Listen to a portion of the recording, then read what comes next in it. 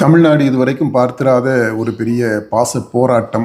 அதை நம்ம தமிழ்நாடு அரசியல் களத்தில் பார்த்துக்கிட்டு இருக்கிறோம். அதாவது அப்பாவுக்கும் பிள்ளைக்கும் இடையில நடந்துகிட்டு இருக்கக்கூடிய இந்த பாச போராட்டம், அந்த பொலிட்டிக்கல் கண்ட்ரோவர்ஸ் அது வந்த உடனே இந்த பாச போராட்டம் அது வேற ஒரு பரிமாணத்தை அடைஞ்சிருக்குது. இதை நம்ம உள பகுப்பாய்வியல் முறையில் நம்ம அணுகணும்னா அது சரியாக புரிஞ்சுக்க முடியும்னு நினைக்கிறேன். Psycho analytical political approach. Anbumani ராமதாஸ்க்கு மருத்துவர் ராமதாஸ் வீட்டில் ஒரே ஒரு ஆண் பிள்ளை. பிறந்ததுலேருந்து ரொம்ப செல்லமாக வளர்க்கப்படுறாரு. அவர் கேட்டது எல்லாமே அவருக்கு கிடைச்சிருது. ரொம்ப சின்ன வயசுலேயே அவர் கேபினட் அமைச்சர் ஆயிடுறார். அந்த சூழ்நிலையில் யங்கஸ்ட் கேபினட் மினிஸ்டர்.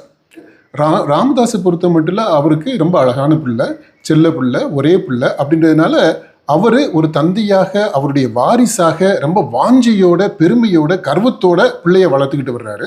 தன்னுடைய பிள்ளைக்கு எல்லாத்தையுமே செய்தவர். கடைசியாக கட்சி தலைவராகவுமே ஆக்கி அவர் அழகு பார்க்குறாரு.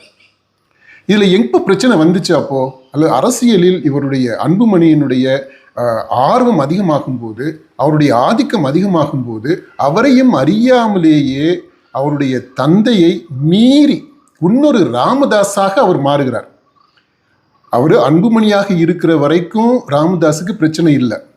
ஏன்னா அவர் செல்ல பிள்ளை, அவருடைய வாரிசாக இருக்கிற பிள்ளை. ஆனால் இப்போ என்ன ஆயிடுதுன்னா, அவருடைய காலத்தில், அதுவும் அவர் முதுமை அடைகிற அந்த சூழ்நிலையில் அவருக்கு போட்டியாக இவர் போட்டியாளராக மாறுறார். அது கொஞ்சுகின்ற பிள்ளையாக இருக்கிற வரைக்கும் ராமதாஸுக்கு பிரச்சனை இல்லை, அதை ரசிக்கிறார்.